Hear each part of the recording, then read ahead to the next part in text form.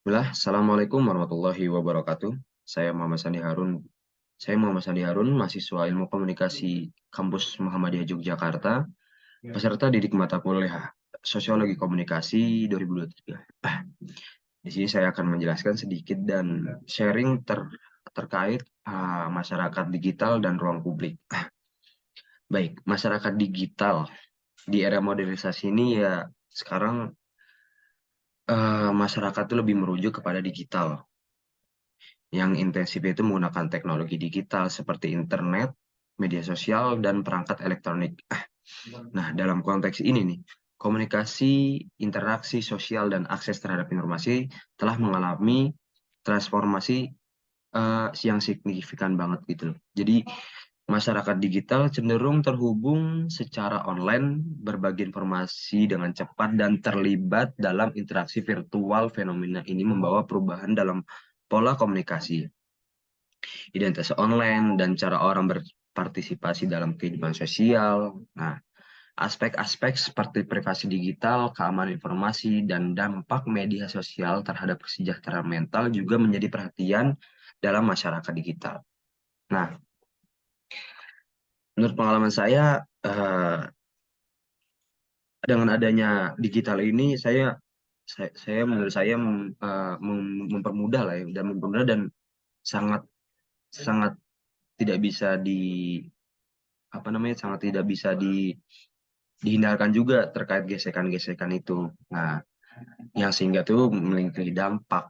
Dampaknya itu pun juga macam-macam ya, yang bisa dibilang positif atau bahkan bisa dibilang banyak negatifnya sih. Kenapa banyak negatif ya? Ya, pengalaman saya adanya namanya berita hoax lah, itu namanya berita hoax terkait informasi-informasi, dan apalagi yang saat ini sedang ramai nih terkait Pilpres 2024 ini. Wah, itu tidak memungkinkan, apa itu sangat memungkinkan banget itu yang namanya berita-berita hoax. Jadi menurut saya sendiri, dan based dari pengalaman saya sendiri itu, uh, terkait masyarakat kita tuh sangat memiliki dampak dampak yang signifikan lah gitu. Untuk positifnya mungkin ya terkait jual beli kita dipermudah, habis itu terkait eh, kemudahan akses yang mencari informasi. Nah, yang tadi informasi itu yang sangat rawan sekali yang soal berita hoax setelah itu. Eh, Lagi sekarang itu bahasanya orang bisa membunuh tanpa menyentuh, ya itu bisa aja kita membuat onar di media sosial atau media apa, berita-berita apa yang bisa mencekik dari korban yang kita tuju itu, dan itu sangat mudah sekali tuh. Nah, dari masyarakat digital beralih ke ruang publik. Hmm. Adanya masyarakat digital, yang sudah pasti ada namanya ruang publik lah ya. Ruang publik ini menjadi area penting untuk memahami interaksi sosial dan dinamika komunikasi antar individu dan kelompok. Ruang publik ini menggambarkan tempat di mana masyarakat berdiskusi, berdebat, dan membentuk opini bersama.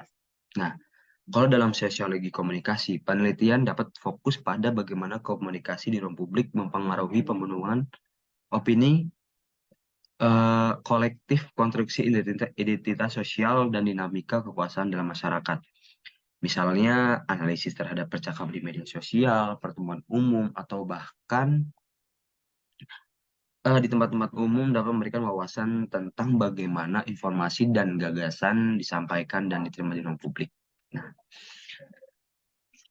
kalau menurut saya dengan ruang publik ini, eh, ya sama saja lah itu.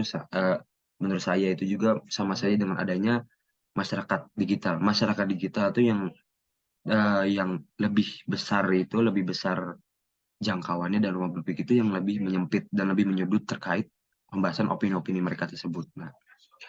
Nah, di era sekarang ini, wah tidak, yang sangat beraneka ragam mesti kan, yang adanya orang dengan hobinya mungkin terkait otomotif atau mungkin tentang kolektif-kolektif CD-CD atau baju-baju, itu sangat menguntungkan sekali tuh menguntungkan sekali di dalam ruang publik ini. Soalnya mereka saling memiliki tujuan dan eh, goals yang sama. Jadi di sana itu bakal ada namanya ya saling saling apa memberi opini dan saling memberi saran. Oh ini misalnya bagaimana nih caranya dan oh ini gimana harusnya dan mereka saling beropini dan saling memberikan saran atau bahkan itu. Nah, kalau menurut pengalaman saya dan kebetulan eh, saya lebih tertarik dengan namanya hobi otomotif ya. Walaupun sampai sekarang pun saya dari otomotif yang lainnya saya belum ada yang punya, namun saya saya bilang saya mengamati terkait di mana itu harga-harga misalnya kendaraan lagi naik atau lagi turun atau lagi anjlok, barang spare part apa yang mungkin lagi naik atau lagi turun gitu. Itu sangat menguntungkan saya mungkin itu di ruang publik ini. Ya mungkin dari dua opini tadi terkait ruang publik dan masyarakat digital dan ruang publik itu eh, plus minus lah ya, plus minus kalau bisa disimpulkan saat ini plus minus. Kenapa plus minus? Ya